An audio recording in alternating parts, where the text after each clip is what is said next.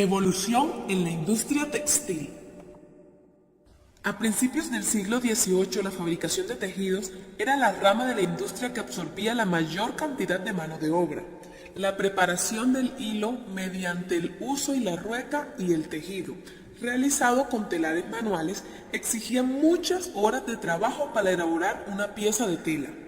A partir del siglo XVI, Inglaterra se convirtió en un importante productor de tejidos y de lana que en parte eran exportados, pero desde principios del siglo XVIII, los comerciantes ingleses se dedicaron a importar de la India tejidos de algodón estampados, que se vendían muy bien en varios países europeos. Pronto, empezaron a darle vueltas a la posibilidad de fabricar en la Gran Bretaña tejidos de algodón comparables a los hindúes. La materia prima, el algodón en rama, se podía importar de América, pero el verdadero problema era el de la fabricación del hilo. No se disponía de una técnica para producir un hilo tan fino como el de los productores hindúes.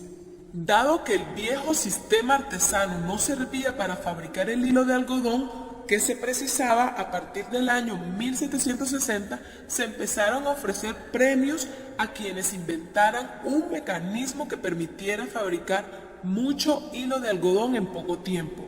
La primera hiladora mecánica la inventó en 1764 Hargreaves, la Spinning Jenny. Estaba formada por un mecanismo movido manualmente que no resultaba ni muy grande ni muy caro.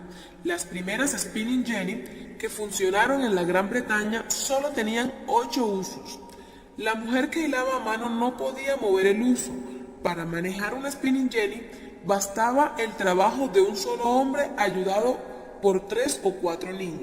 En 1769, Arkwright presentó un nuevo tipo de hiladora mecánica, la Waterframe. El hilo que fabricaba esta máquina era de más calidad que la de la Spinning Jenny, era más fino y resistente, pero la Waterframe era un mecanismo grande y pesado que ya no podía mover un hombre.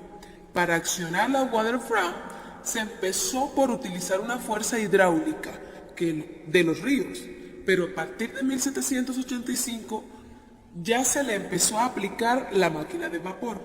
Otro problema que presentaba la Waterframe era el de su precio, mucho más elevado que el de los mecanismos anteriores. El primer telar mecánico. En 1785, Cartwright patentó el primer telar mecánico. Se trataba de un mecanismo grande y pesado que precisaba de bastante dinero para adquirirlo y de una gran fuerza para hacerlo funcionar. Los primeros telares mecánicos eran movidos por caballos y a partir de 1789 se empezaron a mover también con máquinas de vapor. La despipetadora. En 1793, Eli Whitney inventó la despipetadora de diente de sierra. Esta máquina era para ser utilizada con algodón. La misma separaba las fibras y las semillas. Esta forma mecánica ahorraba mucho tiempo de trabajo. Fábricas textiles algodoneras.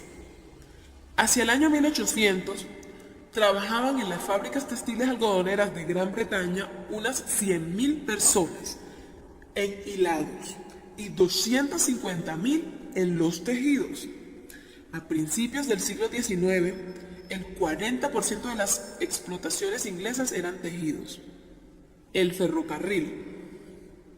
Desde el año 1830, el ferrocarril facilitó el transporte de materia prima. El algodón que llegaba a la India de Egipto, de Estados Unidos y otras partes, hasta los centros industriales. Y de la misma manera se facilitaba la explotación del producto. Otros territorios europeos como Francia, Bélgica, Holanda, algunas zonas de Alemania, el norte de Italia, Cataluña, se fueron convirtiendo en centros importantes de la industria textil, siguiendo el modelo inglés: mecanización de la producción, supremacía de la industria algodonera sobre la lanera, disminución del precio de los tejidos, etc. Singer. Mientras varios inventores habían adoptado el mecanismo de punto de cadeneta de la máquina de coser de Howe, desarrollando algunas innovaciones, Isaac Merrick Singer inventó el mecanismo del movimiento de la aguja hacia arriba y hacia abajo, que era mejor que el de lado a lado.